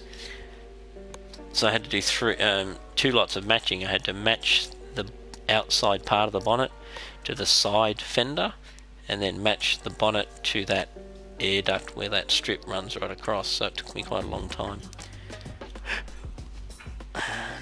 But like both of them, usually that Camaro, that grey Camaro, I think I've entered it in maybe 5 rounds of shows, and it's won every one except one. It came second on one. So, the VGT Golf. Now, I think I accidentally got this right. I just happened to be playing around with colours, special colours, and yeah. Oh, only one picture. That's interesting. Why did I not post more? Anyway, it just happens to look really good in this colour combination of, I guess, what's a burgundy and a purple. And up until yesterday, it hadn't been in a show that it hadn't won. Yesterday it came second. So after about 6 shows, it finally got beaten by something. I suspect it was a copied livery, which was probably a copied comic wrap, which again to me doesn't signify a whole stack of work being done by the person. But anyway, like I said, it's all subjective and people are entitled to pick what they want to pick. My two Contages, I actually got 3 of these. One on the right I only did recently, and you can't really tell from that picture, but the front there has actually got, I think, 6 or 7 tones of red applied to it, and they just graduate out from the lightest tone of red in the middle of the bonnet all the way out to that most extreme blood red, if I can call it that, on the outside. My 2 General Lee cars. The one on the right is my attempt at the true replica, and for those of you who are into the General Lee, you will know that is actually not the model of car that the General Lee is. I think the General Lee is a Plymouth, but I don't know 100%. I should go and research it, shouldn't I? But in the game, that vehicle is the closest shape to that car, so hence that's why I've used it. It's the what's he be, that one. And then the modern iteration is obviously the Dodge Howler or Prowler, whatever they call it, on the left. And when I first did it, I actually did it in a deep red because I didn't think the orange came out to look right.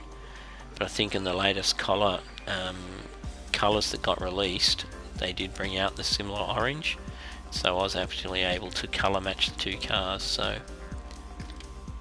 yeah, this is the last car that I actually shared as a livery on the game. It's a Group 4, or Group 3, sorry, Toyota E86. Took me quite a long time to do this livery. If you have a look at the layering on the right hand side there with those triangles, you'll get an idea around the complexity of getting the layering right.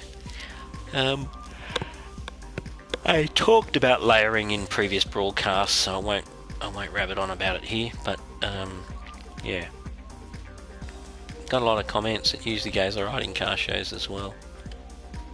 People that know about making liveries are the ones that generally like this car because they appreciate the work that's gone into it. People that don't know how to do liveries just look at it and go, it's nice or it's not. So again, this is just two of my Novas, my black Nova and that same Dodge on its own, Dodge close up. You can see there though that it is that more red colour. So if I go back, that's the orange, so I changed it. Otherwise the livery is the same, and that's the red. You can see the difference. The orange looks better, I have to admit. The red is okay, but not as good. I no longer have this livery. I replaced it, and I don't know if I've shared a picture of it. This was like the first livery of my P1 that I ever did. And I liked it for a while, it was okay, but again I was in those early stages of learning. So this is actually quite an old picture. And that might be the end of it. That's all of my pictures. So there you go. It's probably a good time to end the broadcast because it's 1:59, which 1 hour and 59 minutes in, which means we will wrap it up before the 2-hour window. Thank you for watching the video. I thank you in advance if you follow me or subscribe to support what I do. I hope to get better, I hope to do more, and obviously your subscription and your support helps encouraging me to do that. Until the next time we speak, enjoy the rest of your day, evening or morning, and I will talk to you again soon. This is Iflowboy saying goodbye.